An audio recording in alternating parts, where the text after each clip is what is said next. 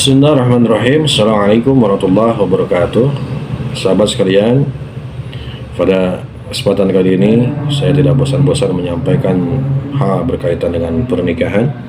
Pada kesempatan kali ini juga saya akan menyampaikan kembali tentang benarkah ijab kabul pernikahan harus satu napas? Sahabat sekalian, sebagaimana telah maklum bahwa prosesi ijab kabul pernikahan merupakan gerbang utama bagi pasangan calon suami istri untuk mengikat satu sama lain dalam sebuah ikatan pernikahan untuk bersama mengarungi bahtera rumah tangga.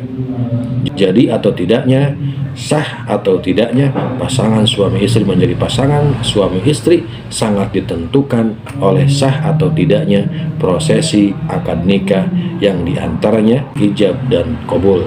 Sahabat sekalian, di beberapa daerah di Indonesia kerap dijumpai satu pemahaman di masyarakat bahwa salah satu syarat sahnya ijab kabul adalah apabila diucapkan dalam satu tarikan napas. Nah, maka tak jarang sebagian saksi menyatakan tidak sah dan meminta diulang akad nikah dengan alasan mempelai laki-laki tidak mengucapkan kalimat kabulnya dalam satu napas. Karenanya, tak jarang hal ini menjadikan proses ijab kabul menjadi lebih lama karena harus diulang beberapa kali. Lalu bagaimana sebenarnya fikih Islam mengatur hal ini? Apakah benar pengucapan dalam satu napas menjadi syarat sahnya ijab kabul sebuah pernikahan? Sahabat sekalian, sebagaimana ketahui bahwa dalam berbagai bidang pembahasan fikih, sah atau tidaknya suatu amalan yang dilakukan oleh seseorang mukallaf selalu berhubungan dengan penentuan rukun dan syarat yang ditentukan. Demikian pula dalam proses akad nikah, para ulama menetapkan beberapa rukun dan syarat-syaratnya yang mesti dipenuhi untuk keabsahan akad nikah tersebut. Muhammad Khatib Asy-Syarbini dalam kitab Al-Iqna menyebutkan ada 5 hal yang menjadi rukun nikah. Beliau menuturkan fasal dalam menerangkan rukun-rukun nikah. Rukun nikah ada 5, yakni syigot atau kalimat ijab kabul, istri, suami, wali, dan 2 orang saksi. Muhammad Khatib Asy-Syarbini dan Al-Iqna, halaman 411. Sahabat sekalian, dari kutipan kitab Al-Iqna ini dapat disimpulkan bahwa ada 5 hal yang menjadi rukun nikah yang mau tidak mau harus dipenuhi saat prosesi ijab kabul. Karena rukun nikah itu adalah sigot ijab kabul, mempelai perempuan, mempelai laki-laki, wali nikah, dan 2 orang saksi. Kelima rukun tersebut sudah barang tentu masing-masing memiliki syarat-syarat tertentu yang juga mesti dipenuhi. Tidak terpenuhinya salah satu syarat pada salah satu rukun menjadi akad nikah tidak sah.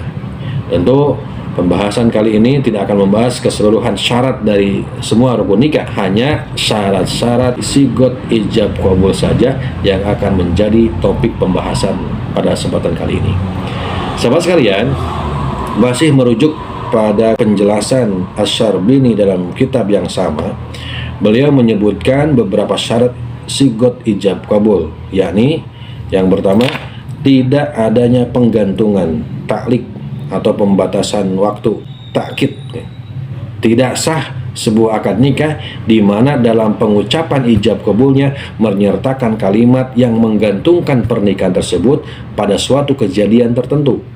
Misal, ucapan seorang wali, bila anak perempuanku dicerai oleh suaminya dan telah habis masa iddahnya, maka aku kawinkan engkau dengannya. Nah, pun tidak sah bila dalam ijab kabul disertai dengan pembatasan waktu tertentu. Seperti wali mengucapkan, aku nikahkan kamu dengan anak perempuanku untuk waktu 2 tahun. Ini merupakan nikah mut'ah. Itu tidak sah. Selanjutnya kedua, harus menggunakan kata yang terbentuk dari kata ingkah atau nikah atau tajwiz, kawin. Tidak sah akad nikah bila tidak menggunakan kedua kata tersebut, baik salah satunya atau kedua-duanya. Itu 2 syarat yang disebut oleh Asy-Syarbini dalam kitab Al-Iqna. Adapun ulama-ulama Syafi'iyah yang lainnya seperti Imam Nawawi umpamanya masih memberikan satu syarat lagi, yakni harus bersambung antara qabul yang diucapkan oleh suami dengan ijab yang diucapkan oleh wali. Terpisahnya ijab dan qabul oleh jeda waktu yang lama menjadikan akad nikah tidak sah. Namun jeda waktu yang singkat seperti untuk menghela nafas atau untuk mengambil nafas masih bisa diterima dan akad nikah tetap dihukumi sah.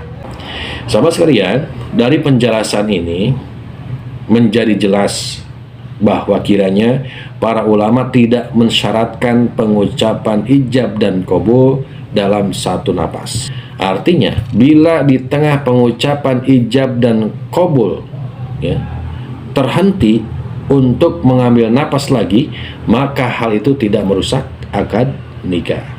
Bisa jadi apa yang dipahami dan diamalkan di beberapa daerah perihal keharusan satu napas itu merupakan langkah kehati-hatian yang diambil agar akad nikah yang dilaksanakan benar-benar bisa dipastikan keabsahannya.